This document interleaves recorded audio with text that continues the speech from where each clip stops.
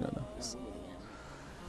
بسم الله الرحمن الرحیم. اللهم صل علی محمد و علی آل محمد كما صلیت علی ابراهیم و علی آل ابراهیم انک حمید مجید و بارک علی محمد و علی آل محمد كما بارکت علی ابراهیم و علی آل ابراهیم انک حمید مجید. عرض سلام و همچنین ادب و احترام خدمت همه شما خوبان و سروران.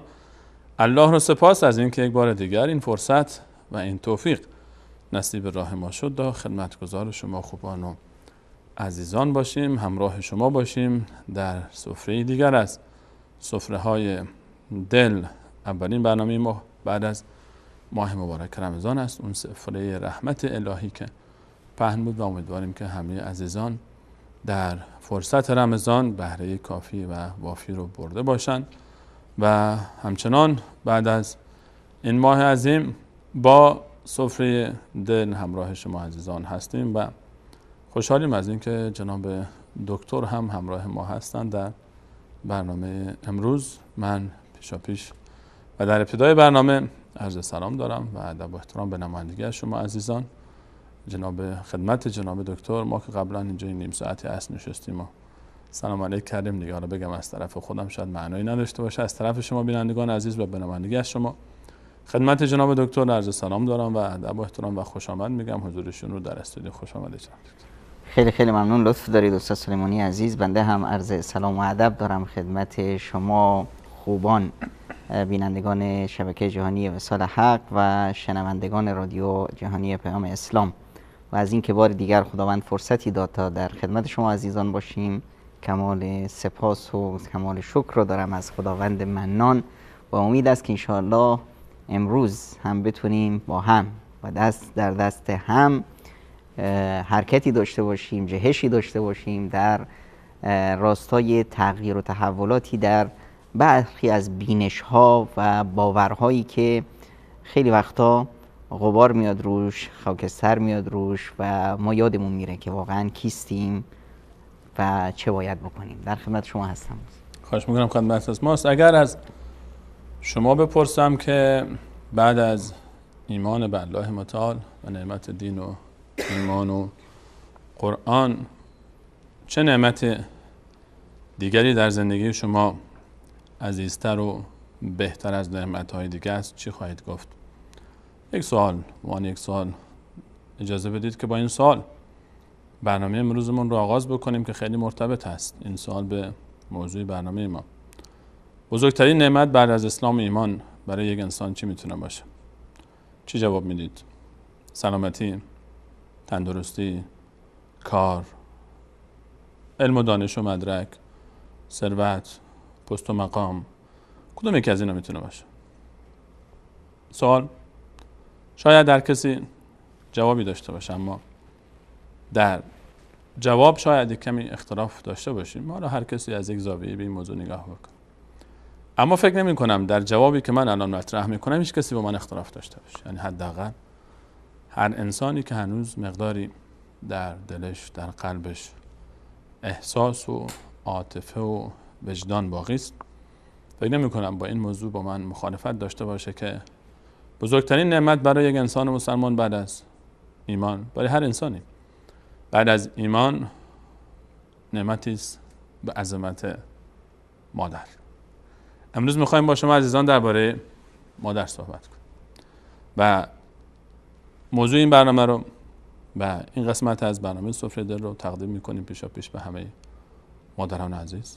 همه من تقدیم مادر عزیزم و همچنین جناب دکترم حتما به مادر گرامیمون تقدیم خواهند کرد این برنامه رو و همچنین تقدیم میکنیم به همه مادرانی که مادرن و به هر حال اون افتخار مادری نصیبشون شده و این ارزش و مقام و این عظمت رو الله متعال به اونها هدیه داده و شاید عزیزانی هم هستن که مادرشون از دنیا رحلت کردن و برای همه اون عزیزان هم پیشاپیش از الله متعال بخشش، مغفرت و رحمت رو خواهانیم.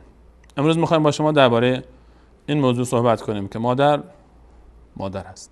موضوع برنامه ما امروز مادر است، چون که مادر است، چون فقط مادره که مادر است. امروز میخوایم البته انتخاب موضوع مال جناب دکتره و پیشنهاد دادن وقتی که موضوع مادر پیشنهاد میشه هیچ فرزندی هم نمیتونه مخالفت بکنه با این موضوع و چه موضوعی بهتر از صحبت کردن درباره مادر. پیش بوسه میزنیم بر دستان همه مادران زحمتکش و همه مادران بزرگواری که دلشون برای فرزندانشون میتپه. هر فرزندی باید این کارو بکنه و بوسه بزنه بر دست مادرش و پیشانی مادرش و تشکر بکنه از مادر خودش. من بیشتر صحبت نکنم، اجازه بدید تا درباره این موضوع صحبتمون رو آغاز بکنیم با فرزندی که این موضوع رو برای مادرش انتخاب کرده، جناب دکتر نور محمد عماری عزیز. جناب دکتر آغاز سخن با شما. بسم الله الرحمن الرحیم. الحمدلله و الصلاة و السلام علی حبیبی و مولای رسول الله و علی آله و صحبه و من والا. شاید استاد سلیمانی شما باورتون نشه که من احیانا فکر میکنم که خب خداوند یک تقدیری گذاشت و ما مسیر هجرت رو انتخاب کردیم، ظلم شد حالا به ما و نمیدونم حمله شد و فلان شد و همه این حکایت ها، از خیلی چیزا محروم شدیم، خیلی سختی ها رو در زندگی کشیدیم. بعضی وقتا که خیلی خیلی دل آدم نرم میشه، میاد میگه که آقا از این ولایت فقیه و این مجرمان و این دیکتاتورها و این آدم کشا، از همه این آدم بگذره چی میشه؟ میگه آقا بخشیده میدون. خب بعد یهو آدم یادش میفته نه، اینا باعث شدن که ما از مادرامون دور شیم، از پدرامون دور شیم. اونجاست که این نقطه میاد میگه که نه، حداقلش این نقطه رو نخواهیم گذشت، این حقمون روز قیامت از این مجرمان خواهیم گرفت. چون که وقتی آدم فکر میکنه در مورد مادر و پدر و مادر به اصطلاح، آدم میمونه آیا اینا از جنس بشرن؟ چون که تعاملی که خداوند متعال با والدین داشته، تعامل یک بشر با به اصطلاح خاصه ای نیست که ما با بشر دیگه داشته باشیم. ببینید ما در مسیر زندگیمون یک نوع ارزش ها داریم. یه وقتی بود که ما به ارزش ها خیلی بها میدادیم. اصل دین ما دین ارزش هاست. طرف اومد جبلت ابن ایهم اومد مسلمون شد، تو خب پادشاهی بود، اومد نمیدونم طواف کعبه میکرد، یک بنده خدا روستایی اومده بود، چطور شد که پاش افتاد به اصطلاح روی این جبه پادشاهانه این آقا، اینم عصبانی شد، زد سیلی به صورت این دماغش خون کرد. اونم اومد پیش امیر المؤمنین عمر بن الخطاب اعتراض که چی شد؟ منو زد، به چه حقی منو زد؟ امیر المؤمنین هم خواستش، گفت یا راضیش میکنی یا اینی که میزنیمت همونطوری که زدیش، هنوز خونش رو ناخونت. گفت امیر چه داری میگی؟ من صاحب عرش و پادشاهی و این آقای خاکی چوپون روستایی. گفت نه، اینجا دیگه شخصیت نیست، اینجا ارزش هاست. بعد اومدیم دوچار یک نوع ضعف و تحولاتی شدیم. چی شد؟ شخصیت ها مطرح شدن. صلاح الدین ایوبی جلوی 27 کشور نمیدونم صلیبی اون زمان قد علم کرد، همه رو زد. حالا ما میگیم صلاح الدین کجاست، صلاح الدین کجاست. بعد از یه مدتی اومدیم اینقدر افت کردیم که قیمت ما چی شد؟ قیمت چیزهای اطرافمون شد. قیمت یک فرد به لباسشه، به ماشینی که میپوشه، به خونش در کدوم محله است، اینا ارزش شد برای ما. متاسفانه اینه که ما در این فضا میخواییم که یک تغییر و تحولاتی بیاریم، برگردیم به ارزش ها. اینه قیمت ما. در اون فضای ارزش ها میبینیم که خداوند متعال انسان رو، ارزش ها رو، روابط ما رو، همه اینا رو برنامه ریزی کرده در یک محیطی. از بزرگترین ارزش ها چی است؟ آقا دفاع از دین و آیین و ارزش های دینی. خب من نوجوان بلند شدم از یمن اومدم، یا رسول الله میرم کجا؟ جهاد، دفاع از دین. اون ور چه صدا میاد؟ مادرت زنده است؟ بله یا رسول الله. الزم قدمها فثم الجنه، زیر پای مادرت بهشته.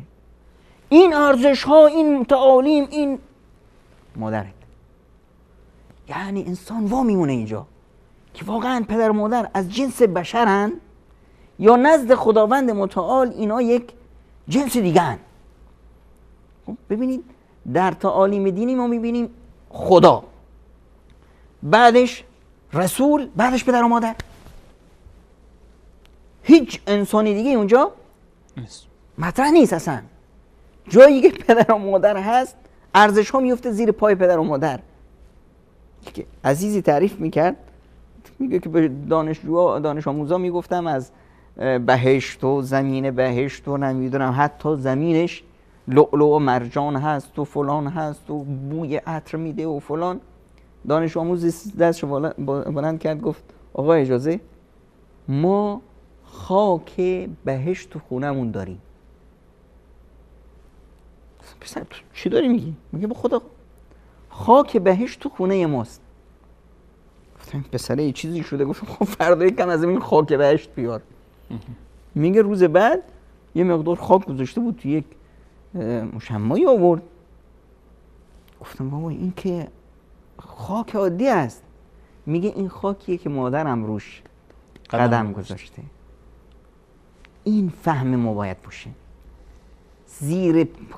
زیر پای مادر بهشت هست، پس من بوسه میزنم بر پای مادران و زیر پای مادران.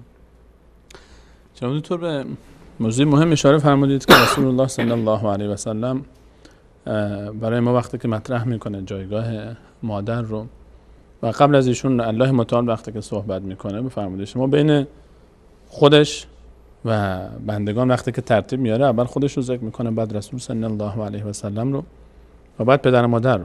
و جالبه که حتی وقتی که جایگاه همسران رسول صلی الله علیه و سلم رو هم الله متعال برای ما مطرح میکنه، اونها رو مادر خطاب میکنه و ازواجه امهاتهم، که رسول صلی الله علیه و سلم مادر از جان و مال مؤمنین باید براشون عزیزتر باشه و همسران رسول الله صلی الله علیه و سلم مادران مؤمنینن. گویی که تعبیری زیباتر از این نبود که مادران مؤمنین یا همسران رسول صلی الله علیه و سلم اینطوری توصیف میشن که اینا مادرن برای کل امت.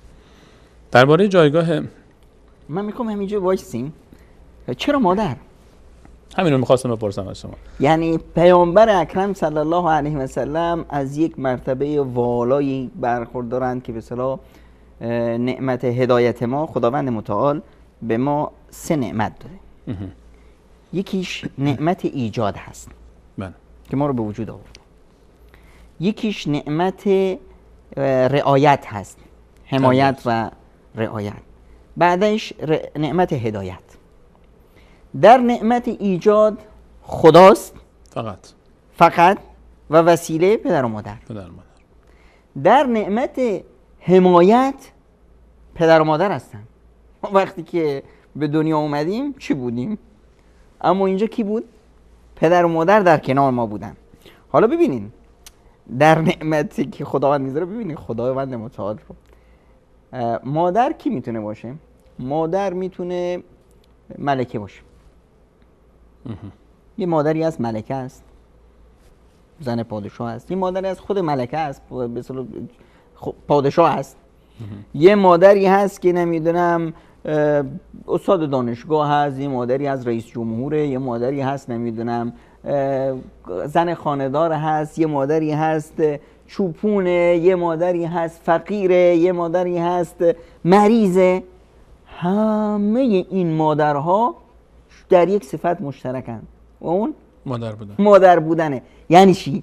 یعنی اینی که بچهشون گریه کرد اینا دلشون میتپه، گریه میکنن. یعنی ملکه دلش هست که بچه‌م چی شد؟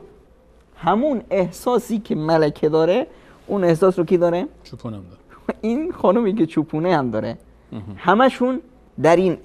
حالا خداوند متعال در نعمت حمایت پدر مادر رو گذاشت، در نعمت هدایت رسول خدا رو گذاشت.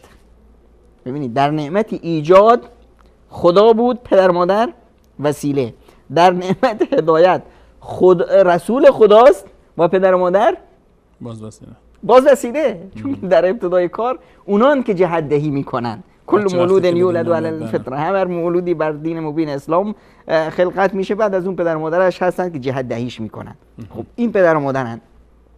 حالا مثلا خب میشد که به اصطلاح آیه از قرآن بیاد بگه که به اصطلاح پیامبر خدا پیامبر خداست و همسران پیامبر خدا هم به هر حال خاله های شما، عمه های شما، همسران پیامبر خدا از اهل بیت پیامبر خدا، بهترین شما، بهترین های شما.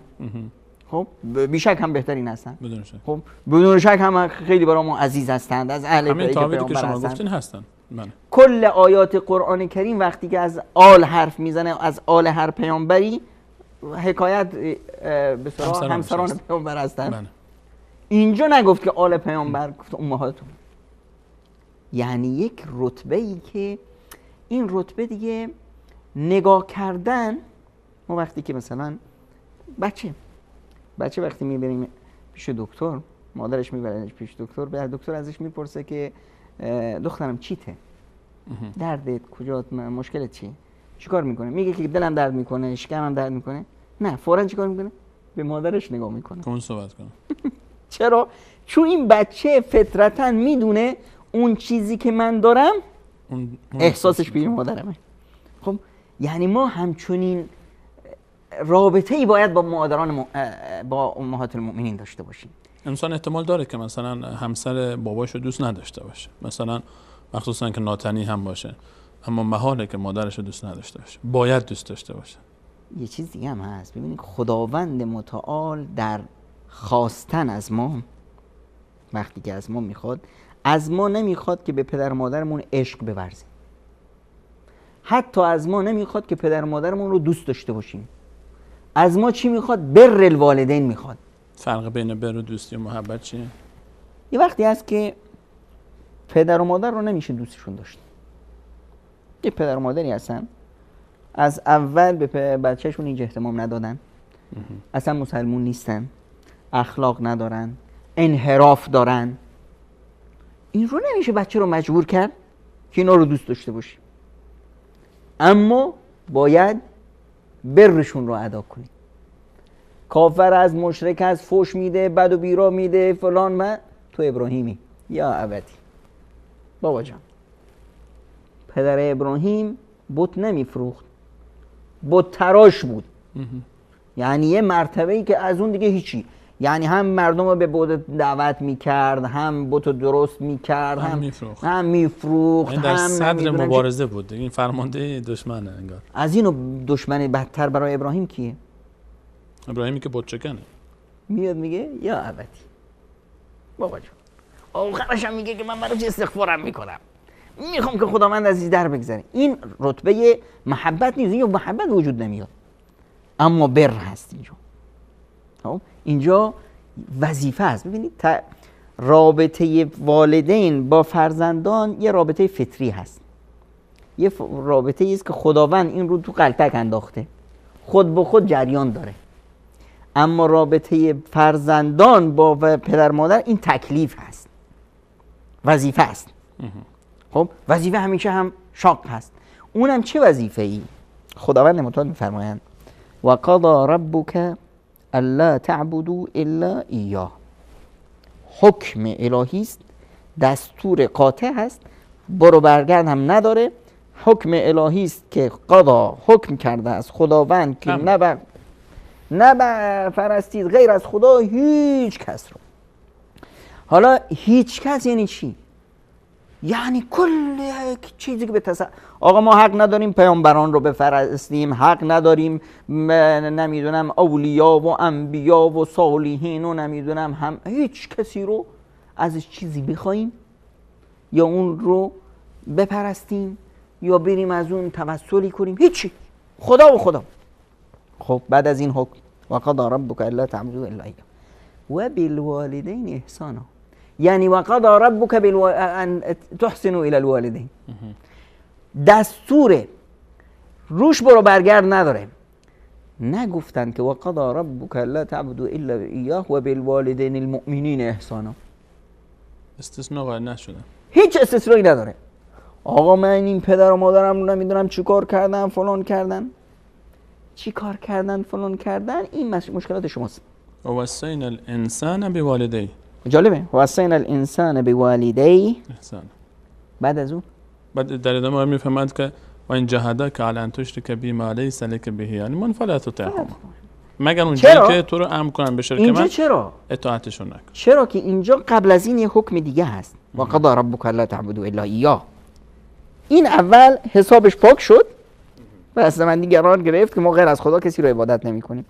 روی این هیچ بحثی نیست. نه اطاعت از پدر مادر میکنیم، نه اطاعت از هیچ مخلوق دیگه. هیچ دیکتاتوری هم هر کاری بگه، هر حرفی بزنه، اون حق الله است، در اون ما دیگه هیچ استثنایی نداره. بعد از اون و بالوالدین احسانا. و جالب اینجاست که نفرمودن و الی الوالدین احسانا. فرق این دو تا تعبیر چیه؟ و فرقش بالوالدین و اینه الی که الوالدین. من یه وقت احسان میکنم اما من مشغولم، من مشغولیت های زیاد دارم، وسایل زیاد دارم. مادرم چی میخوای مادر؟ میخوام مثلا منو ببری بیمارستان، میخوام فلان چیز. خب آقای راننده این وسایلی که مامان میخواد بهش برسون. نه، این الی الوالدین احسان است. و بالوالدین به در زبان عربی التصاق میاره، یعنی بچسبیدن میاره. یعنی این محبتی که میخوای انجام بدی، این احسانی که میخوای انجام بدی، خودت انجام بده. یعنی با همراهی و مشارکت خودت در کنار والدین باید باشه. نه اینکه به خانومت بگی اینو انجام بده. یعنی به اصلش بچت باید بگی. خودت اول شروع کنی، مگر اینکه حالا جاهایی هست که هیچ کاری نمیتونی. این وظیفه خودته که این رو انجام بدید. ابن مسعود اومدن مامانش گفت آب میخوام، رفت آب آورد، دید مامان خوابیده، خوابش برده پیرزن. گفت که اگر بیدارش کنم شاید اذیت بشه، اگه برگردم خب یهو چشمش باز شد دید که من نیومدم، نافرمانیش کردم. تا صبح وایساد اونجا تا مادرش بیدار شد آبش داد. این به بالوالدین احسان است. خب و بالوالدین احسانا فاما یبلغن عندك الكبر احدهما او كلاهما. اینجا هم خیلی زیباست. خداوند متعال میفرماید فاما یبلغن عندك. یه وقتی میاد که پدر مادر پیر میشن، پیری پدر و مادر نزد شماست. یعنی اصل بر این است که وقتی پدر و مادر پیر شدن باید نزد تو باشن، پیش فرزند باشن. بالا من به پدر مادرم میگم که بیان خونه ما، خب اما نمیان. اولا همین تعبیر کلش نشانگر این هست که اینجا یه خلل عقلی هست. به پدر و مادرم میگم بیان خونه ما، یعنی یه مایی وجود داریم یه اونایی. این اصلا اشتباهست. خب نمیان. خب نمیان، این حقه، واقعیت هم داره. هیچ پدر مادری نمیخوان که بچهشون اذیت بشه. وقتی میگن نه من اینجا راحت ترم، اون نمیگه که من راحت ترم، اون در واقع میگه تو راحت تری. من نمیگم. پدر مادر اصلا اسم فداکاری است. اگه برای فداکاری یک معنا باشه پدر مادر خب نمیان. و جالب اینجاست که خداوند میگه که عندک، نمیگه که مثلا در خانه شما. اصلا اساسا یه قاعده فقهی داریم که انت و مالک لابیک. دار و ندار تو مال پدره، مال پدر مادر. تو اصلا مال پدر مادری. خب حالا چیزی دیگه داری اونم مال پدر مادره، چون که خودت مال اونایی. درست. خب یعنی اینی که پس وقتی ما میگیم پدر مادر پیر شدن، اصل اساس این هست که نزد فرزند باشن. اما تعبیری نیست. تعبیر اینه که تو پیش اونایی. یکی از اساتید میفرمودن که من در جلسه بودم، آقای اومد مشکلی داشت تو خونه‌اش بین همسرش و خانمش. اومد از استاد میپرسید که بین همسرش و مادرش. بعد اومد از استاد میپرسه که مادرم در خونه ماست و گفت چی گفتی؟ گفتی چی؟ مادرم پیش ماست. خب گفت سوال تو دوباره. گفت دارم بذار من سوالم. نه گفت از اولش داری اشتباه میری. گفت چی از مشکلت چیه؟ میگه استاد مادرم پیش ماست. گفت نه اصلا تعبیرت از اولش اشتباه. آب از سرچشمه ناپاک است. بگو که ما پیش مادرمونیم. گفت خلاص اگر ما پیش مادرمونیم پس مشکل حل شد. مسئله دیگه جواب. مسئله ای ندارم من. اگر ما پیش مادرمونیم یعنی اینی که من و همسرم باید با مادر طوری رفتار کنیم که ما مهمونیم پیش میزبان. خونه مال اونه دیگه، اختیار داره هر کاری میخواد بکنه. اینه که وقتی ما میگیم که به اصطلاح مشکل پیش مادر با همسرم، اصلا یک حرف اشتباهه. کلا مطرح کردنش اشتباهه. چرا؟ شما میایید به من میگید که مثلا خب شما خانومتو بیشتر دوست دارید یا دخترت ساجده رو؟ اصلا این سوال نیست. چرا؟ چون همسر یه جایگاهی داره، فرزند یه جای، دختر یه جایگاهی داره. من اینا با هم در رقابت نیستن. خب من 4 تا همسر دارم، شما میخواید بگید که آقا این همسر رو اولی رو بیشتر دوست داری، دومی رو، سومی، چهارمی. خب یه چیزی شد. اینجا سوال وجیهه. خب همه همسرن. خب حالا مثلا میپرسی دختر و همسر، خب اصلا وجیه نیست. این محبت با هم مناسب نیست، چون اون یک جنس، اون چیز دیگه است، این چیز دیگه است. دقیقاً رابطه من اینجا با اینجا فرق میکنه. با محبت من، علاقه من با دخترم غیر از علاقه و محبتم با همسرم هست. انگار که انسان بیاد دو تا میوه مختلف رو بگن طعم این بهتره این، اصلا مقایسه این دو تا با هم اون یک طعم داره، این طعم، اون یه چیز دیگه است، این یه چیز دیگه است. اصلا هم برای به اصطلاح همسر و مادر از یک جنس دیگه است، یه چیز دیگه است. همسر یه چیز دیگه است. تضاد نیست، تکامل هست. من با مادرم یه رابطه دیگه دارم، یه رابطه عاطفی دیگه، یه رابطه‌ای که اسمش رو خداوند میذاره بر. و با همسرم یه رابطه دیگه دارم که اینجا یه رابطه محبت هست، یه رابطه عاطفی عشق هست. در رابطه من با مادرم یک رابطه ناگسیختنی است، هیچ وقت جدا نمیشه. وجودش آورد این رابطه رو، گرهش رو بست خداوند.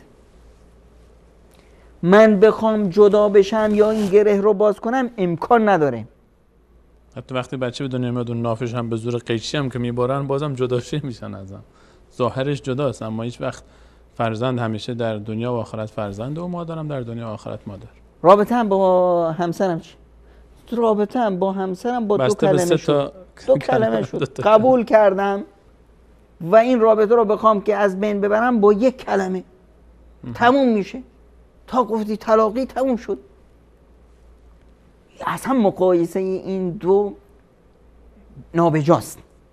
اما چطور این فضا رو بسازیم که همچنین سوالی مطرح میشه، این هنر است. یعنی اینکه چطور ما در فضایی که هستیم بین مادر و همسر حق هر دو رو ادا بکنیم و در کنار هم بتونیم که این فضای صمیمی از یک طرف بر و محبت نسبت به مادر رو داشته باشیم، از یک طرف اون صمیمیت و عشق نسبت به همسر رو. اصلا چطور رفتار کردن با پدر و مادر، این خودش فن و فوتی داره، این خودش هنر است. این هنر رو خداوند به کی میده؟ به اون کسی که میخوادش. اجازه بدید جناب دکتر پس این فن و فوتو که اشاره فرمودید میان برنامه ببینیم، برگردیم، چون مباحث مهمی هست که حالا در فضای خانه احیانا تو خانواده‌های که حالا شاید اونقدر خونه تازه یک خانه نوپاست یا فرزندان تازه گلستانی هست که تازه افتتاح شده و چند سالی ازش گذشته، انقدر مشهود نباشه که نسبتاً به خانواده‌هایی که فرزندان حالا به سن ازدواج رسیدن و یا ازدواج کردن، علاوه خصوص دامادی اومده، عروسی اضافه شده به این خانواده و یا به هر حال مصیبت وفات پدر سبب شده که مادر تنها بمونه در داخل خونه، حالا تنها تر از قبل در فراق پدر. اینا مشهودتره اینجا نقش مادر در خانواده. اجازه بدید به همراه شما و بینندگان عزیز میان برای میبینیم، برمیگردیم ان شاء الله همراه شما عزیزان ادامه موضوع رو بررسی خواهیم کرد. میتونید نظرات، پیشنهادات و انتقادات خودتون رو هم در خلال برنامه با ما در جریان بگذارید از طریق صفحه فیسبوک سفره دل و یا از طریق تلگرام و واتساپ بر راه مختلفی که حتما عزیزان آگاه هستند و اگر فرصتی شد تماس تلفنی شما و عزیزان رو هم در پایان برنامه خواهیم داشت و مشارکت شما رو در موضوع برنامه ما که مادر هست و نحوه تعامل مادر. همچنان با موضوع مادر است همراه شما خواهیم بود بعد از میان برنامه.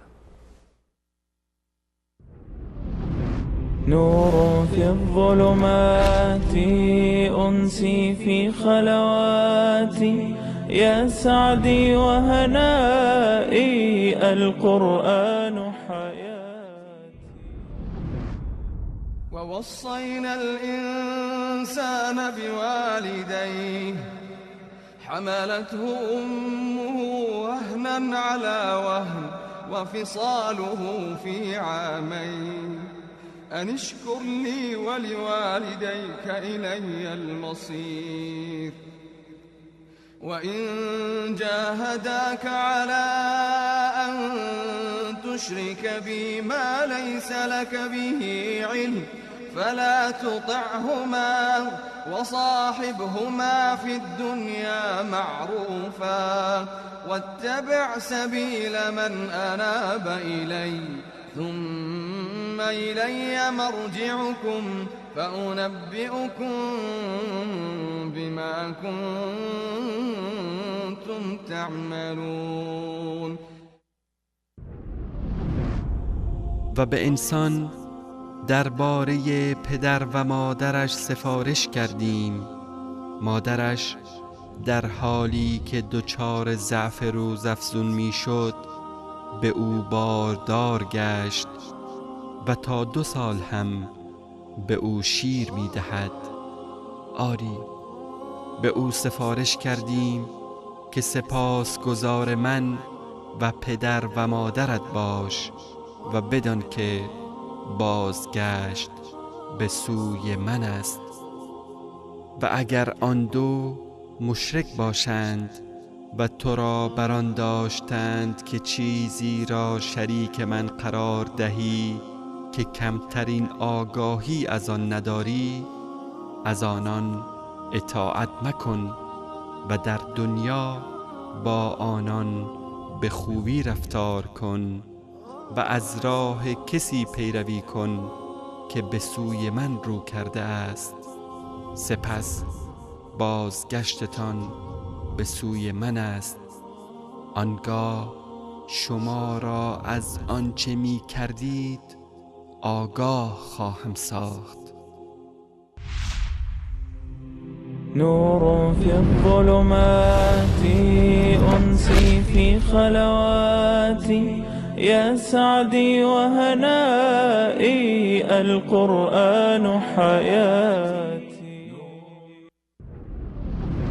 نور في الظلمات أنسي في خلواتي يا سعدي وهنائي القرآن حياتي. إنما المؤمنون إخوة فأصلحوا بين أخويكم واتقوا الله لعلكم ترحمون. یقیناً مؤمنان برادر یکدیگرند، پس میان برادرانتان صلح و آشتی برقرار کنید و از الله بترسید باشد که مشمول رحمت شوید. نور في الظلمات أنسي في خلواتي يا سعدي وهنائي القرآن حياتي.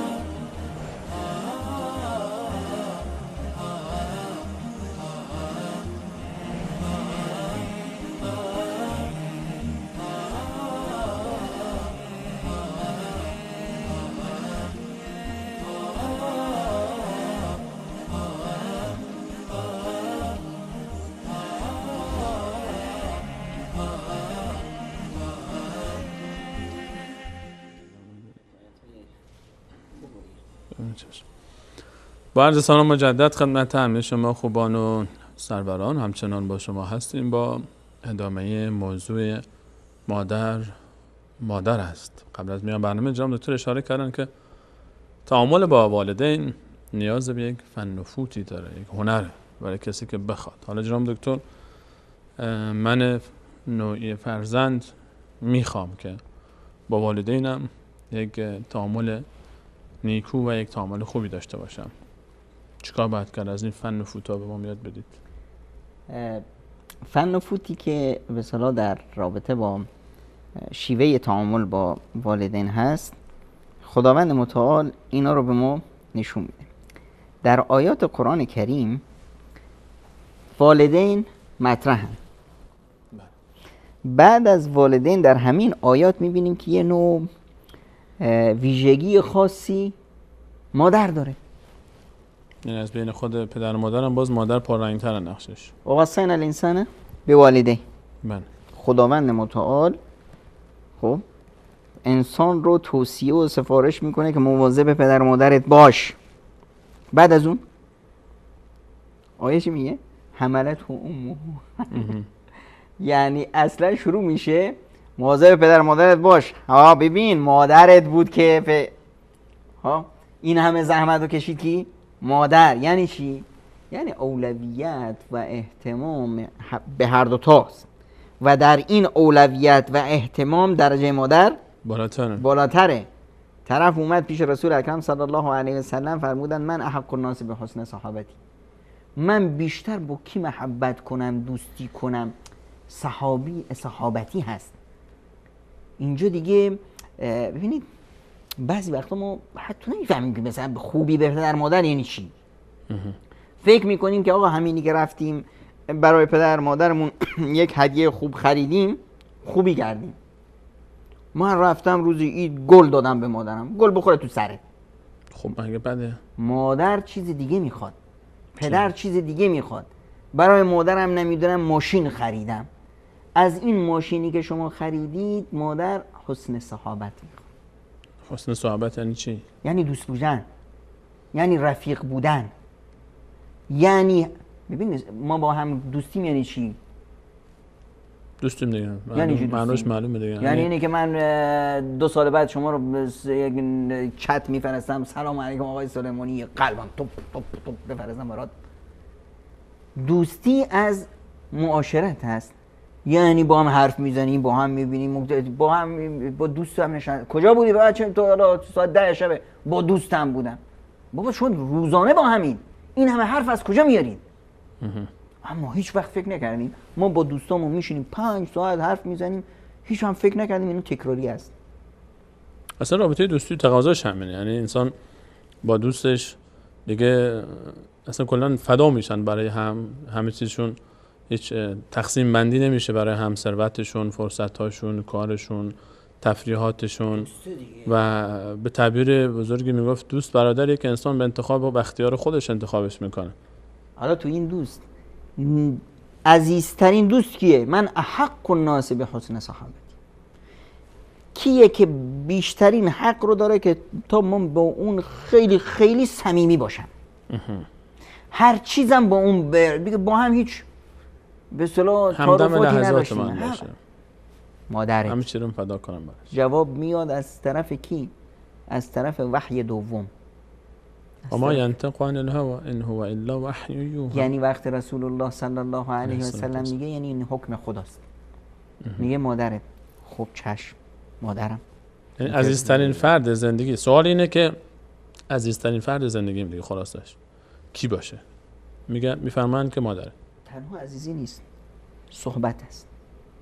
فراتر از عزیزیه. من کسی رو خیلی دوست دارم، من به پیامبر خدا رو خیلی دوست دارم، صحابه رو خیلی دوست دارم، امهات المؤمنین رو خیلی دوست دارم، اما نمیتونم باشون حرف بزنم. اصلا اما با مادرت حسن صحابت هست، صحبت کردنه. خب باشه چشم مادر. خب بعدش یا رسول الله بازم مادرت. همیانا گفتی. خب پس خیلی مهمه.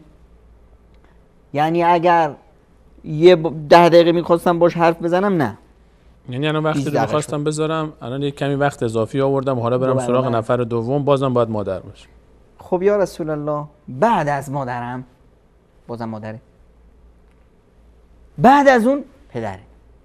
پدر و مادری که خداوند میفرماید با قضا ربک الا تعبدوا الا ایاه و بالوالدین احسانا، در این احسان 3 رتبهش مال مادره، بعد از اون مال پدر. یعنی اگر پدر 100، مادر 300. جالبه در همین آیه که از سوره لقمان شما اشاره فرمودین هم که درباره والدین هست و نیکیمونها و وصینا الانسان به والدی، الله تعالی میفرماید وصیت کردیم نسبت به والدین، بعد میفرماید حملته امه وهنا علی وهن و حمله و فصاله فی عامین. درباره مادر که میرسه حملش کرده، خود همین دوران هم مشکلات و سختی ها به پشت سر سختی ها و مشکلات بود، تولدش، شیر دادنش، 2 سال شیر دادنش طول کشید. همین ها رو بست میده الله متعال وقتی به مادر میرسه. چرا مادر؟ پدر شخصیت مرده. خداوند متعال در مرد یه ویژگی‌های خاصی درست کرده. مرد اینه که سایه سرش آسمونه. مرد زیر هر جای آسمون مرده. زن چتر بالای سرش آسمون نیست، مرده. هر زنی نیاز به یک چتری داره که اون باید مرد باشه. این واقعیت این طبیعت کلا زن است. اینجور سیستماتیک خداوند اینو این عیب نیست، این طبیعت عیب نیست. اصلا در حق زن این عیب نیست، بلکه این شرفه. به این معنا که خداوند برای هر زنی خادمانی رو گذاشته خدمتشو بکنن. این خادم میتونه پدر باشه، میتونه پسر باشه، میتونه برادر باشه، میتونه همسر باشه. هر یکی، همه اینها وظیفه دارن چتر بالا سر این خانم باشن. یکیشون نبود وظیفه 3 تای دیگه بیشتر میشه، 3 تا نبودن وظیفه یکی 4 برابر میشه. خب حالا این مادر هست، پدر وظیفه رو داره اینو. الان اگر پدر کوتاهی کردی و نبود، توی پسر چی خداوند ازت میخواد؟ حسن صحابت. خب یه فن و فوتی داره.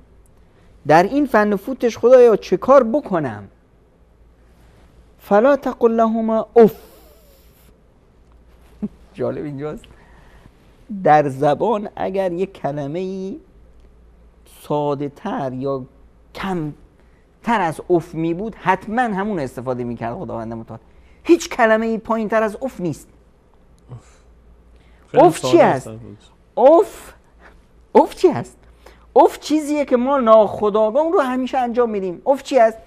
هوا رو استنشاق کردیم رفت بالا، پایین آوردنش افه. بیرون راندن هوا از جسم افه دیگه. خود به خود کمی اگر صدا بهش بدیم اون میشه اف. همین. حالا تقل لهما افین. پس یعنی اف. حالا این اف با کی است؟ یه افی است با آقای سلیمانی. آقای سلیمانی افشی است، گفت که همین لیوان آبو بده من.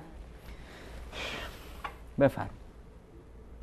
دادم، اما با یک اکراه، یعنی با عدم طیب خاطر. خب آقای سلیمانی رو متوجه نشد.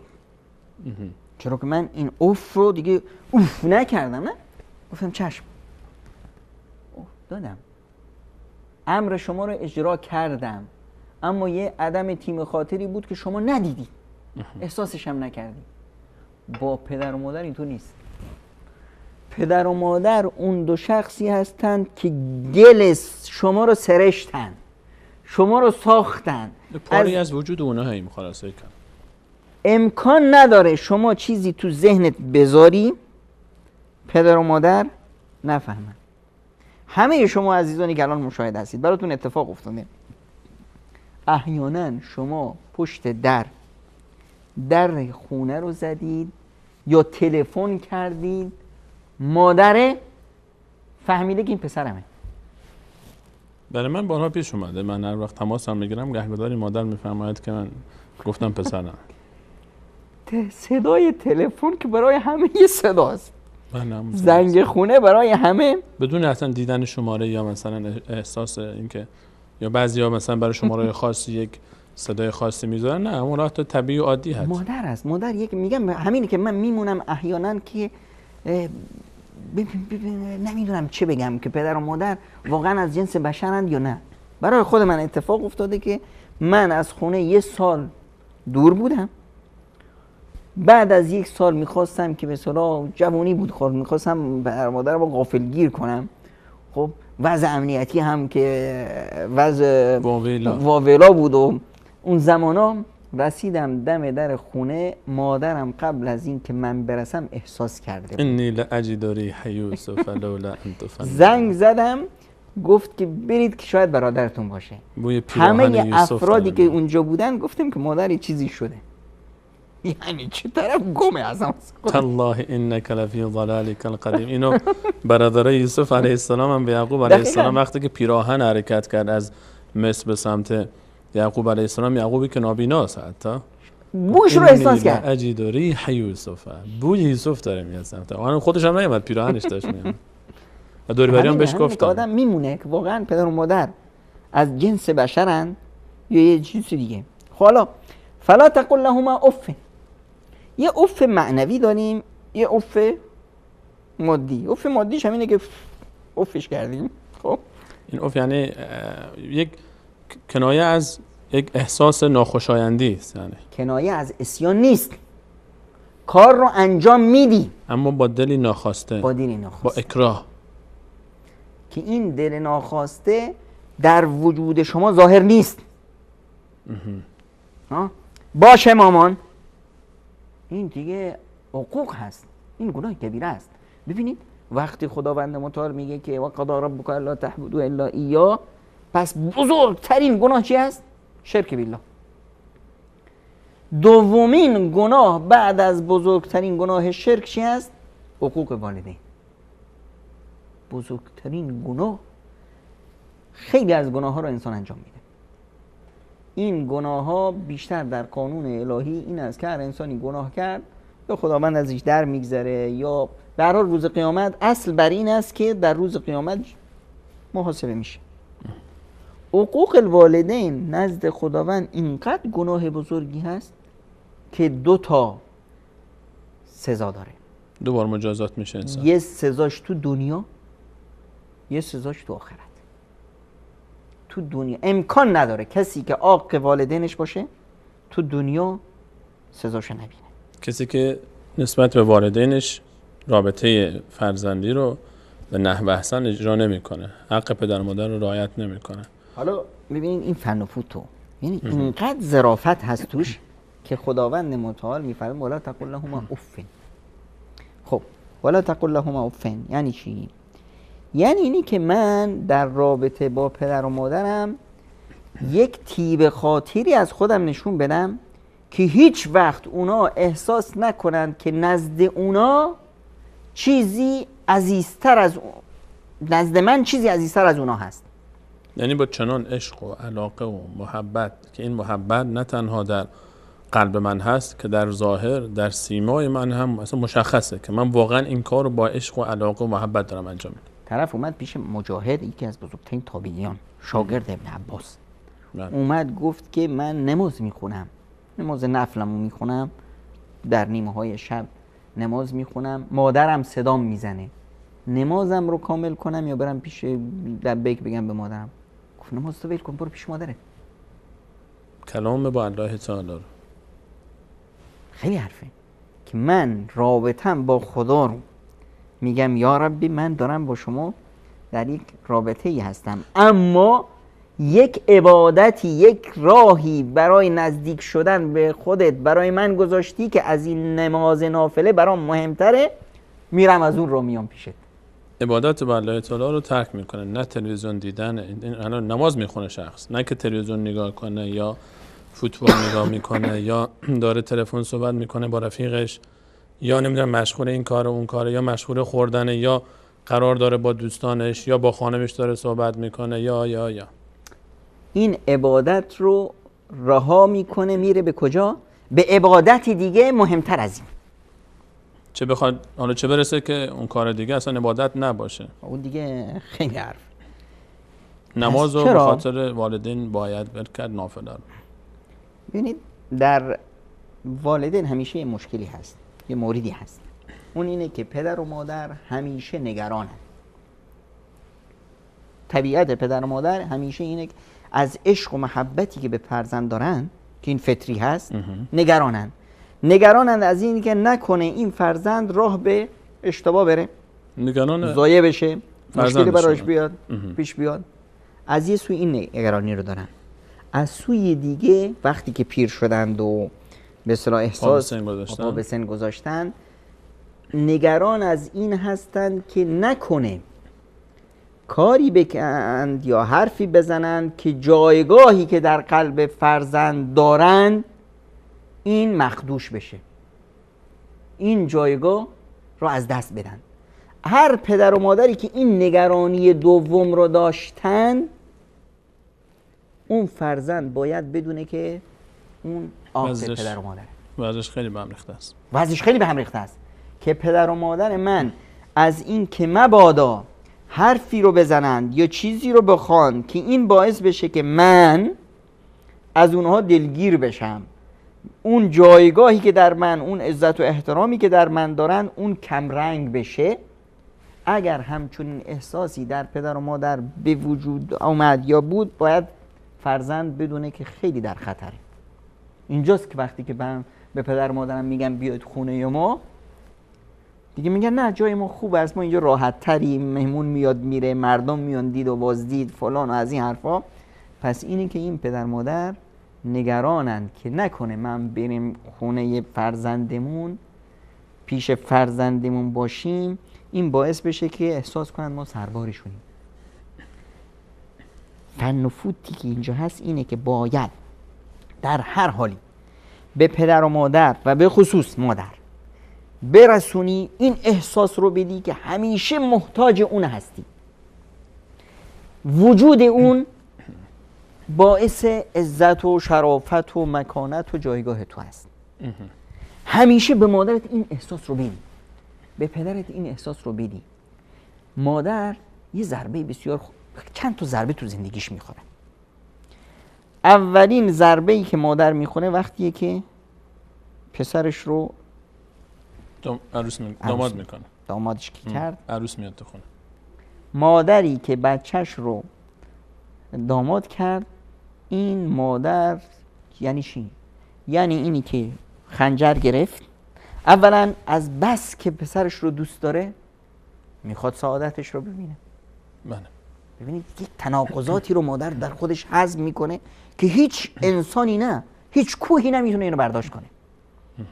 مادر میخواد بچه شاد باشه، داماد بشه، خوشبخت بشه. قیمت این دامادی چی هست برای مادر؟ خنجر بگیره، سینه‌شو چاک کنه، قلبشو باید در بیاره، یک قسمت از قلبشو ورداره بده دست یک دختر ناشناس، یه دختر دیگه. خیلی حرف، خیلی سخته. خب در اون شبی که به اصطلاح پسرشو میده دست دختره، مادر در ظاهر میخنده، شاد هست. خب این شادی برای پسر هست.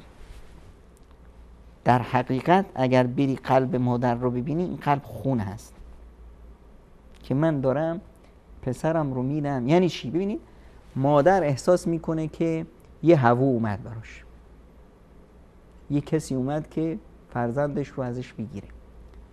خب اینجا دیگه فنه که کار میده، هنر اینجاست. برای مادر یا برای فرزند؟ برای فرزند.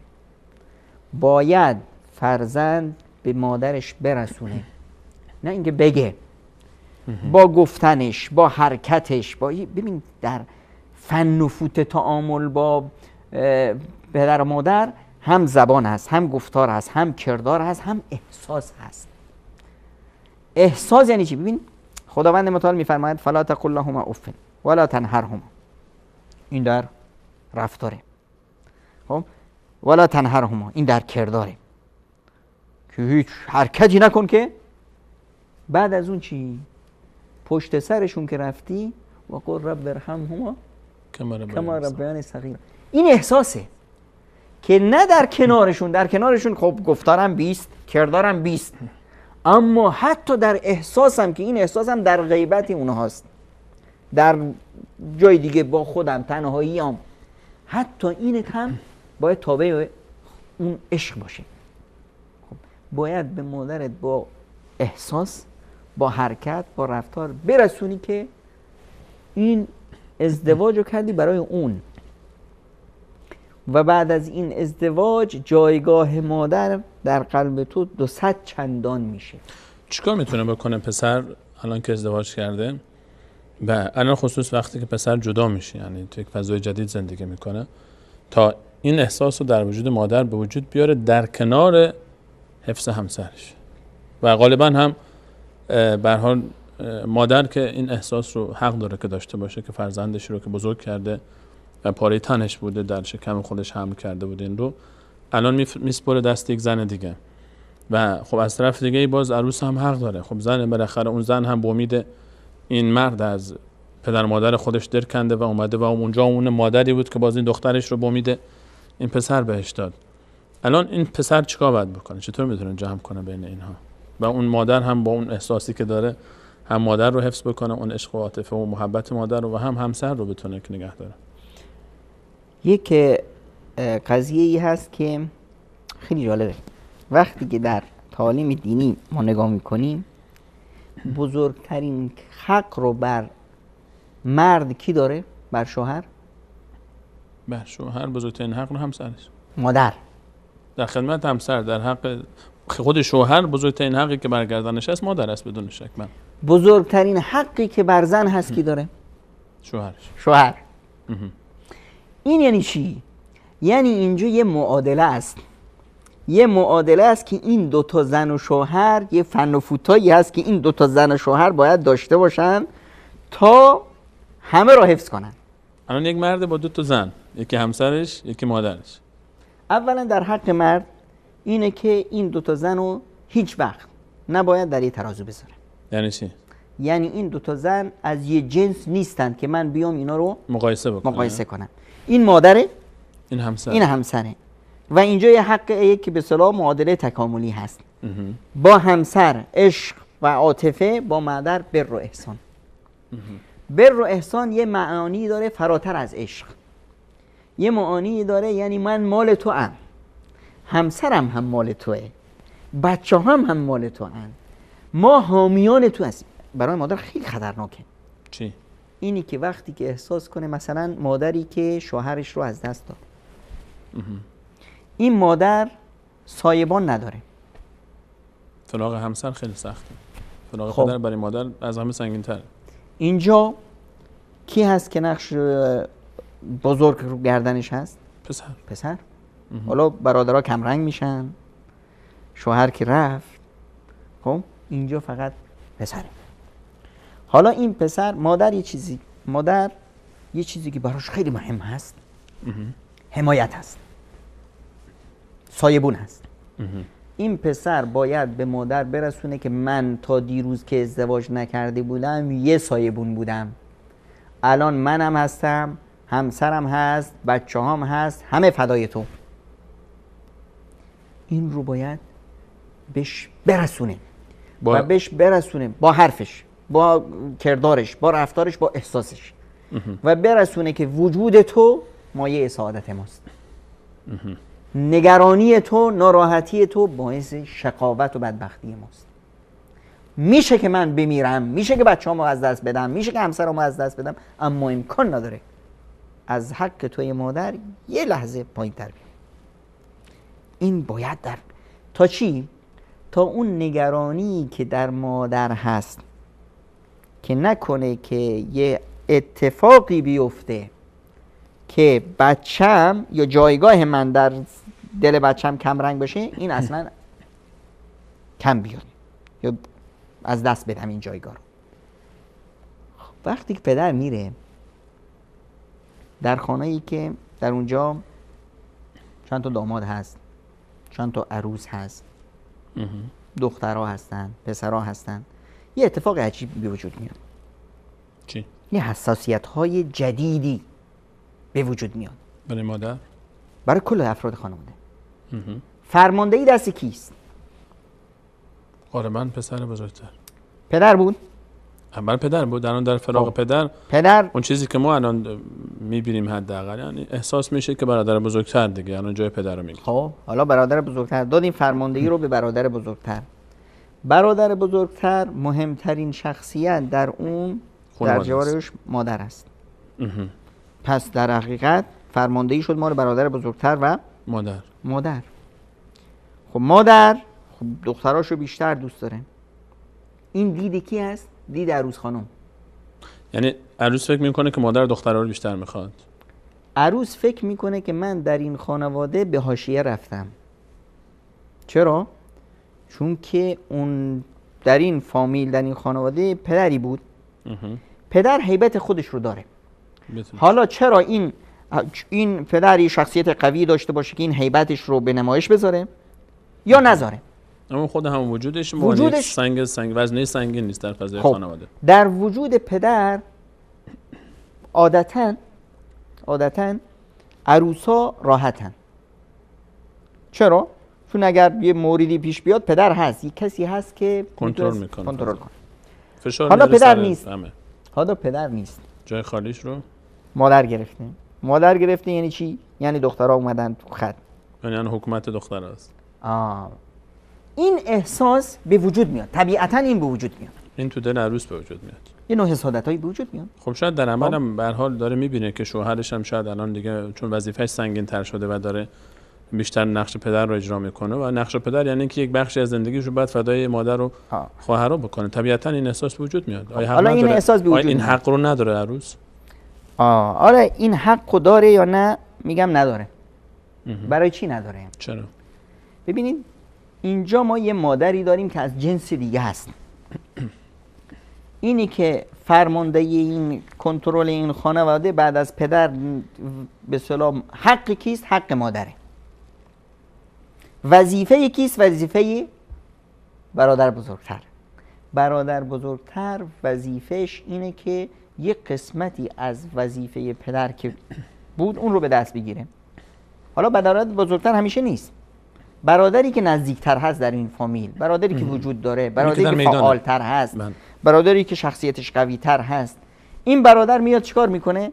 باید با یک فن و فوتش به همه برسونه که اون حمایت که بود برای از جانب پدر اون وظیفه منه، من اینو انجام میدم. در قبال اون حمایت خواهرام، عروسام، دامادام همون حق رو دارن، همون مکانت رو دارن که پیش بابا داشتن. جایگاه همه محفوظ. خب اما حق این فرماندهی از کی هست؟ از مادره. به این معنا که همه باید نگاه کنند که این مادره. با رقابت با مادر این حماقت است که من بیام با مادر فامیل رقابت کنم که جای به اصطلاح جایگاهی که مادر در قلب بچه‌ها داره اون رو بگیرم. این حماقت به این معناست که نمیدونم کجا دارم توپ شوت میکنم. بابا من تو به حساب خارج از میدانم. به این معنا که جناب فضایی که من حرکت میکنم یه فضای دیگه است. من میتونم با عروسای دیگه رقابت کنم در به دست آوردن قلب مادر، در به دست آوردن قلب به اصطلاح خواهر، به اصطلاح شوهرم و اینا.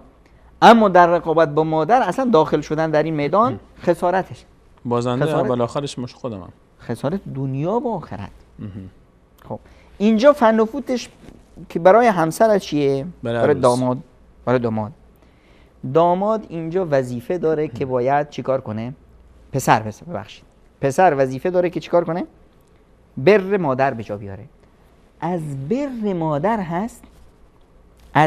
مادر هست که پسر با همسرش عشق بورزه، اینقدر همسرش رو دوست داشته باشه و بهش برسونه که این همسر هر چه که شوهرش دوست داره رو دوست داشته باشه. ببینید ما تو محیط خودمون گربه چقدر زیاده؟ فراوان. همین که گربه اومد پیش از خونه میزنیمش بیرون. اما همسایه‌مون که خیلی عزیزه یه گربه داره. این گربه خیلی زشت هم هست، اما چون که همسایه پیش ما عزیز، گربهش عزیز میشه دیگه، خواهی عزیز نخواهی میشه. عزیز میشه. اینه که من باید همسرم رو اینقدر شیفته خودم کنم که همسرم بدون کلید رسیدن به دل من مادرمه. یعنی میفرمایید کنان وظیفه پسر خیلی حیاتیه که طوری محبت بکنه به همسر که تمام خواسته های پسر یعنی هم شوهرش براش مهم باشه و من جمله مادر، و در کنارش بعد جایگاه مادر رو هم طوری مطرح کرده باشه پیش همسرش که همسرش بدونه که مادر خط سرخه برای شوهرم. دقیقاً. این رو هم باید گفته باشه دیگه، وگرنه ببینید در همچین خانواده‌ای چی اتفاق میفته؟ خانواده‌ای که الان پدر رفت، اولین خواسته عروس که اصلا نبود، مطرح نبود براش، وضع خانوادگی طوری ایجاب میکرد، وضع فامیلی یا رسم و رسومات یا فرهنگی که بود که ما با هم زندگی کنیم. تا پدر رفت، عروس میاد میگه که من میخوام که خونه جدا بگیریم. من میخوام خونه جدا بگیریم یعنی چی؟ یعنی میخوام که جداش کنم از مادر. یعنی من احساس میکنم که اینجا حکومترانی که بود، اون به اصطلاح رتبه هایی که بود به هم ریخته. من در این فضای حکومت جدید میخوام که خودم مال خودم باشم، نمیخوام که مال خواهرت باشم، نمیخوام که مال مادرت باشم. خب احیانا شاید این حق داشته باشه، یعنی شاید طوری باشه که واقعا حق داره. اولا آیا این حق داره؟ نداره. چرا این حق نداره؟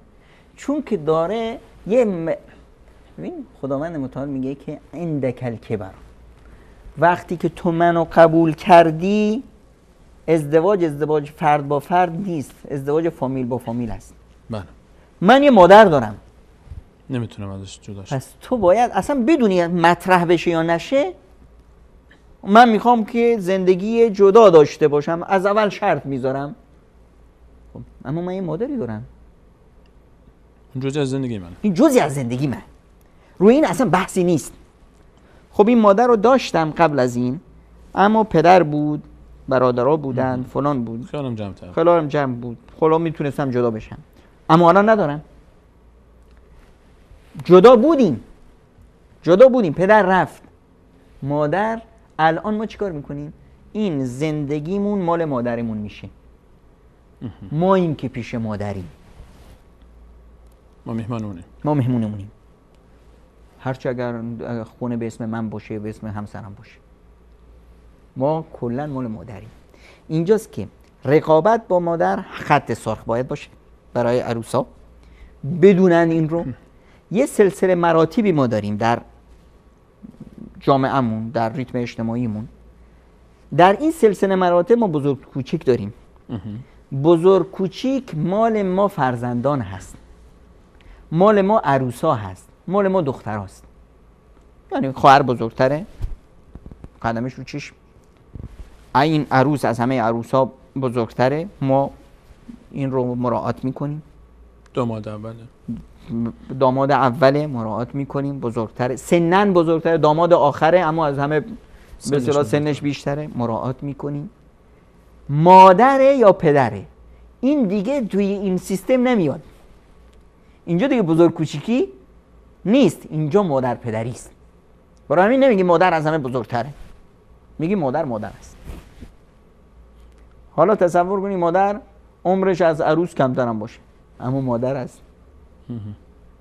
خب یعنی مثلا ما رفتیم، من و آقای سلیمانی رفتیم یه جای خواستگاری، من دختره رو گرفتم. شما تنها رفتید؟ آقای سلیمانی مادره رو گرفت که از همه شما با کسی دیگه تنها رفتید، منو تو برتن اندازید، منو مشکل ساز نشید برای من. اینجا خط مادر است. برای همین ما میگیم مادر است، عنوان دیگه براش برنامه نمیتونیم بذاریم.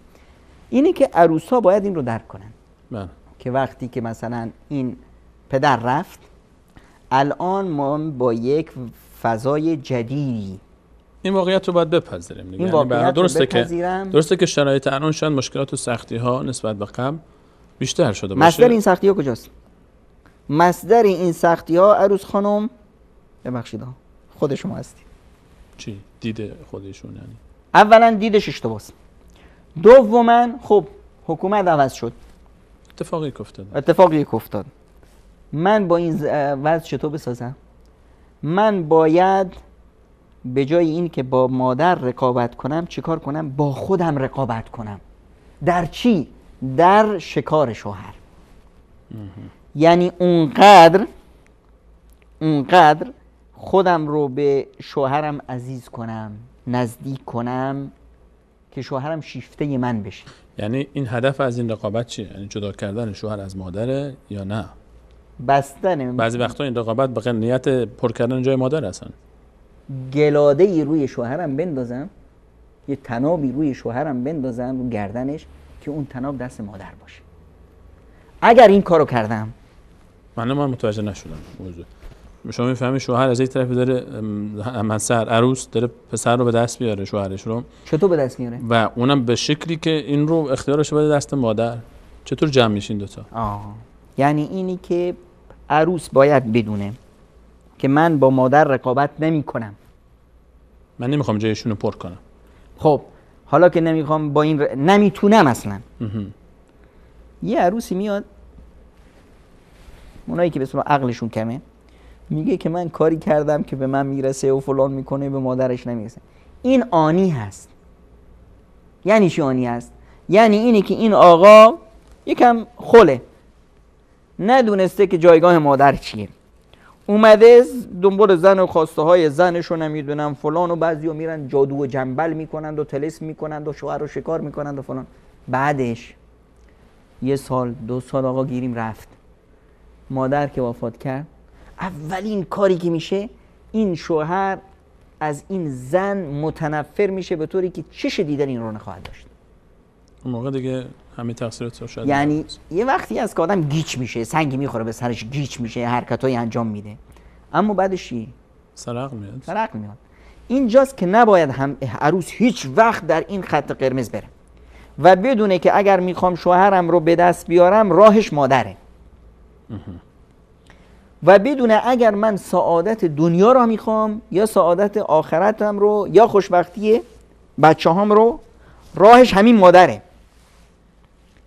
و بدونم هم اگر شوهرم به مادرش نرسید، خب حالا این به خاطر من بود یا اصلا شوهر مشکل داشت، این درک و شعور رو نداشت و من هم این درک و شعور رو توش به وجود نآوردم. منم بیخیال گذاشتم خودم. منم احساس کردم به نفع من. باید بدونم که من تیشه به ریشه خودم زدم. چرا؟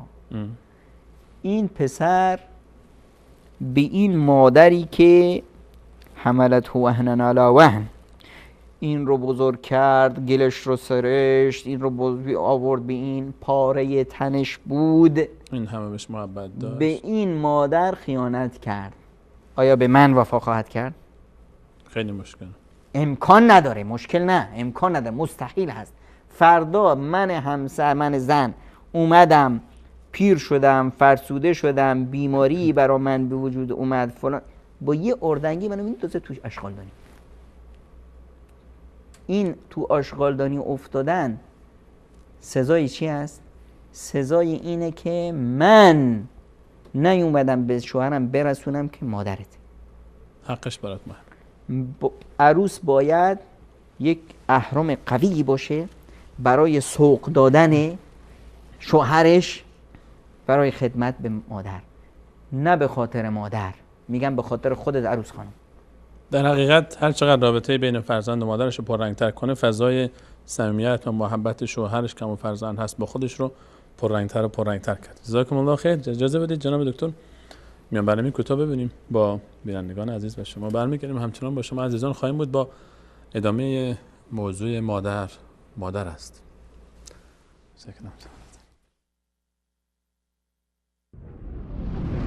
نور في الظلمات أنسي في خلواتي يا سعدي وهنائي القرآن حياتي.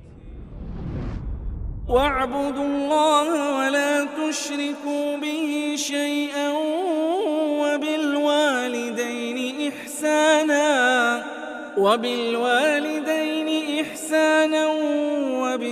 القربى واليتامى والمساكين والجار ذي القربى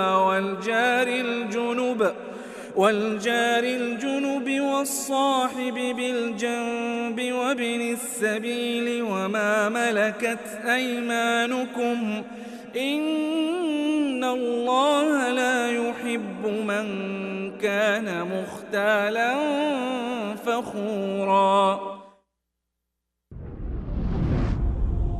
و الله را پرستش کنید و چیزی را با او شریک نگردانید و به پدر و مادر نیکی نمایید و به خویشاوندان و یتیمان و بینوایان و همسایه‌ای که خویشاوند است و به همسایه بیگانه و یار همنشین و مسافر در راه مانده و کنیزان و غلامان نیز نیکی نمایید. بیگمان الله هیچ متکبر خودستایی را دوست ندارد. نور في الظلمات أنسي في خلواتي يا سعدي وهنائي القرآن حياتي.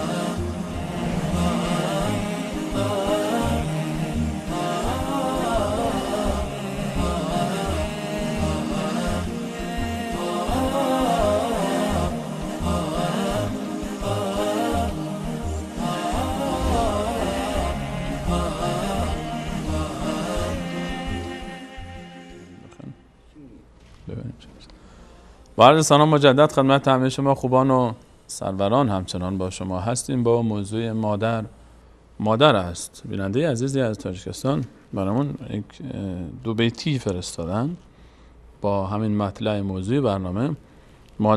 مادر است، مادر جان و جگر است، عشق بزرگی به بزرگی دنیا، اما عشق مادر چیزی دیگر است. ماشاءالله به ذوق این بیننده گرامی و اینکه به هر حال لطف کردن و این همراهی کردن ما رو با این شعرشون، سرودشون درباره مادر است. همچنان این موضوع رو با شما ادامه خواهیم داد.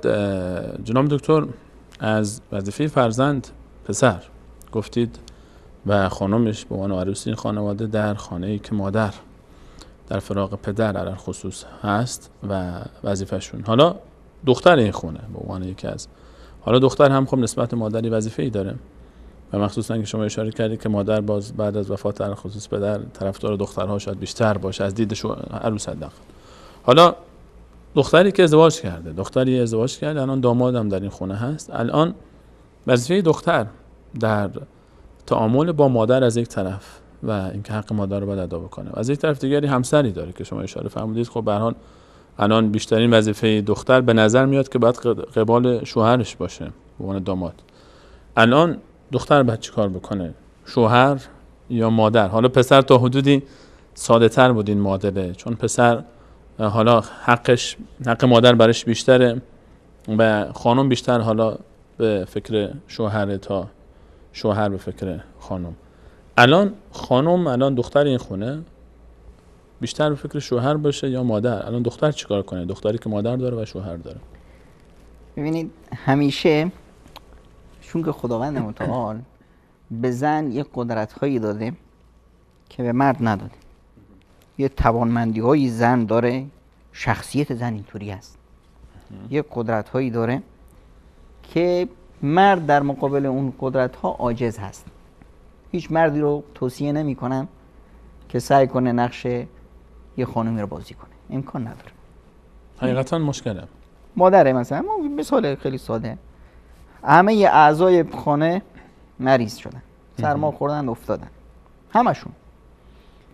پدره افتاده، هیچ تکون نمیخوره، بچه ها سرفه، اونا مادره سرفه میکنه، تیمارداری همه اینا رو میکنه، پرستار همه هست، غذا میپزه، غذا هم میپزه، خونه رو هم میچرخونه، نمیدونم بچه هم رو آماده مادره میکنه، هم زنه هم خواهر یک مجموعه دیگه است، یعنی همین نقشه خودش رو ادا میکنه. برای اینه در فرهنگ مصریا وقتی که پدر وفات کرد میگن اشکال نداره، مادر حسن است، مادر هست. اما وقتی مادر وفات کرد یعنی یتیم شد خانواده. خانواده رو میگن یتیم. در فرهنگ پاکستانی ها یه چیز دیگه هم هست، پدر که وفات کرد بچه ها رو میگن یتیم، مادر که وفات کرد بچه ها رو میگن مسکین. عجیبه. خب اینه که وظیفه عروس خیلی سخت‌تره. خب چرا؟ وظیفه دختر خونه. دختر خونه حالا عروس شد، خب مادری هم داره. بله، حالا یه جایی عروس خونه است و دختر یه خونه دیگه. یه اشتباهی که بعضی از عروس خانما دارن، دختر خانما فکر میکنن که شوهرشون اونقدر که اونا رو دوست داره مادرشون رو هم دوست داره. به همه یه حقیقت تلخو بگم، همون قدر که شوهر تو رو در ظاهر دوست داره در ابتدای زندگی به همون اندازه از مادرت متنفره. نشد، نفهمیدم، یه بار دیگه. اینجا رقابت هست. طرف میاد زن میگیره، خب وقتی زن میگیره احساس میکنه، احساس شعوری است که این زن دختر فلان خانم هست، بله این زن به اون خانم عشق میورزه، محبت داره. درسته. الان من این رو گرفتم، یه رقابتی هست اینجا، کسی دیگه رو زنم دوست داره، اون نمیخواد کسی دیگه رو دوست داشته باشه. این مرد نمیخواد که زنش که مادرش رو دوست داشته باشه. طبیعی است، این طبیعی است، یه نوع خواسته است. شاید بعضی جا نباشه، همه جا اینطوری پیش میاد. چرا؟ چون مرد هیچ وقت نمیخواد که زنش کسی دیگر رو دوست داشته باشه، حتی اون اگر پدر یا مادرش باشه. واسه همین خداوند از ما نخواست پدر مادرمون دوست داشته باشیم، از ما خواست که برشون رو به جا بیاریم. حالا فن و فوت چی هست؟ نقش زن اینجا چی هست؟ خب دقیقاً اینی که یعنی شما میخواد بفرمایید که مرد، داماد دیگه مرد بگیم کنم، مرد غالبا نمیخواد که شما خانومش مادرش رو بیشتر از شوهرش دوست داشته باشه. طبیعی است. واسه همینه که دین وقتی قانون میذاره میگه که بیشترین حق و بر زن شوهرش داره نه مادرش. اینجاست که فن کار میده. وقتی میگیم هر چیزی فنی داره، هنری میخواد، اینجاست دیگه. یعنی دقیقاً مثال ساده تر، در چشم به اصطلاح شوهر مادر و به اصطلاح همسرش مثل دو تا هوو هستن. همون مادر زن و داماد، همون خب این مقوله که شما میگید تو جامعه، حالا مقوله تو جامعه ما هست، حالا راست و غلطش به جای خود، که غالبا میگن که رابطه مادر زن و داماد خوب نیست. رقابت میخواد اینجا. شما اینو موافقید با این مقوله؟ نیست که نباید باشه. اینی که از سیمای جاهلیت هست در یعنی این چیز خوبی نیست. این اصلا نه در ذاتش رابطه خیلی چیز بدی هست، خیلی چیز زشتی هست، خیلی گناه هست. بله. خب الان چی کار باید بکنه این دختر خانم؟ اول اینه که باید بدونه شوهرش به همون اندازه‌ای که اون رو دوست داره به همون اندازه مادرش رو دوست نداره. نه محبتی که به این داره به مادرش نداره طبیعتاً دیگه. چرا که احساس میکنه که این مادرش داره با اون رقابت میکنه. باید من بیام یه فضایی به وجود بیارم که این احساس در شوهر از بین بره و این احساس مبدل به یک احساس برعکس بشه. به جای اینکه اون خدای نکنه اگر نسبت به مادر زن رابطه خوبی نداره، بیشتر مادر زن رو هم رابطه خوبی داشته باشه و مادرش دیگه شرعاً محرم میشه. مادر زن و مادر شوهر اینها مادرن. محرمن، رسما محرمن، یعنی که تا قیامت حق ازدواج با اینا رو نداره طرف. یعنی چی حق ازدواج نداره محرمه؟ یعنی اینکه مادر دیگه مادر شد دیگه خلاص، با مجرد عقد ازدواج محرم میشه. خب الان باید زن چی کار بکنه؟ زن باید برای شوهرش این احساس رو بده که در محبت و عشقی که به شوهر داره هیچ کسی با اون رقابت نمیکنه. چطور این احساس رو بده بشه؟ مثلا این زن باید از مادرش جویای حال بشه یا نشه؟ طبیعتا باید بهش بر بکنه که حق الهی است یا نه؟ باید مادرشه دیگه. همونجوری که پسر نسبت مادر حق داره، دخترم نسبت مادر خودش بالاخره وظیفه‌ای داره. اولین به اصطلاح هنر اینه که همه این بر و همه این محبت وقتی باشه که شوهر نیست. یعنی در حضور شوهر نیاد قربون در صدقه حضور مادرش شوهر کنه. یعنی رقابت، یعنی اینی که مادرم جای تو رو گرفته. شوهر احساس میکنه که کسی هست که داره باش رقابت میکنه در عشق همسرش. درسته. اینجاست که ما چی به اصطلاح من میخوام به مادرم تلفن کنم، تلفن میکنم وقتی شوهرم سر کاره. فرصت زیادی داره برای این کار. میخوام دیدن پدر و مادرم برم وقتی میرم که شوهرم خونه نیست. شوهرم خونه نیست و شوهرم احساس نمیکنه که من دارم حق اون رو میگیرم به کسی دیگه میدم. خب این یه هنرش هست. یه هنر دیگهش اونقدر شوهرم رو شیفته خودم بکنم، اونقدر شوهرم رو شیفته خودم بکنم که شوهرم بخواد منو همیشه راضی کنه و به جای این که من بگم بریم خونه مادرم، شوهرم بگه بریم خونه مامان. شوهرم بهم بگه که به مادرت چرا زنگ نزدی، به خاطر اینکه میخواد دل من خانم رو به دست بیاره. به خاطر اینکه من اون کاری کردم. الان پس چی میگیم؟ همون حرفی که اونجا زدیم. خانم ها از وظایف شما در بر پدر و مادرتون اینه که شوهرتون رو به دست بیارید. شوهرتون رو به دست آوردید کمکتون میکنه در چی؟ در بر به پدر و مادر. اون زنی که میاد میگه که ببخشید من مشکل دارم، مشکلت چیه؟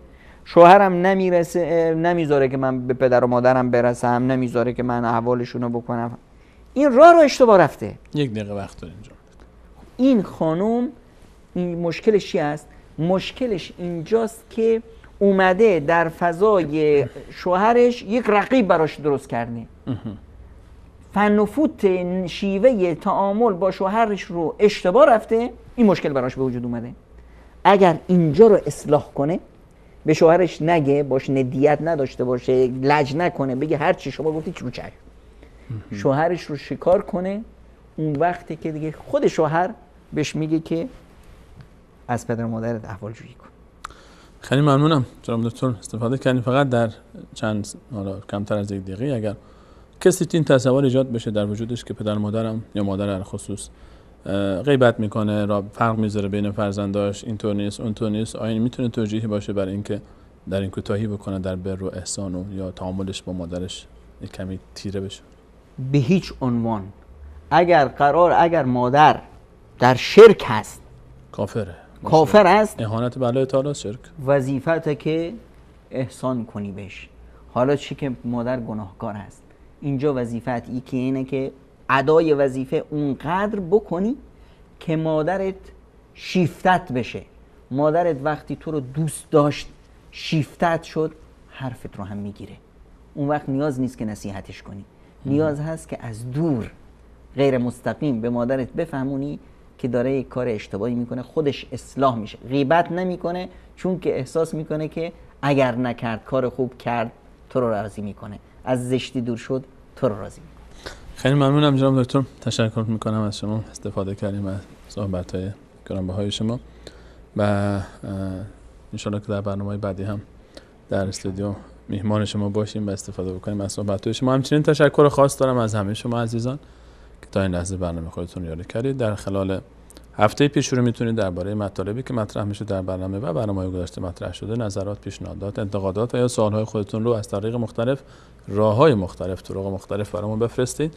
از طریق صفحه فیسبوک سفره دل یا از طریق واتساپ، تلگرام و از طریق SMS و پیامک و پیامگیر صوتی، راه‌های مختلفی هست و ان شاءالله در برنامه مطرح خواهد شد و پاسخ همه این سوالات شما خواهیم پرداخت. تشکر ویژه از احمد جان، کارگردان محترم برنامه از جاوید جان، از منیر احمد و همیشه محمد جان عزیز که پشت صحنه تلاش میکنن و زحمت میکشن. تا برنامه بعد همه شما خوبان رو به الله متعال میسپارم. الله یار و نگهدار شما.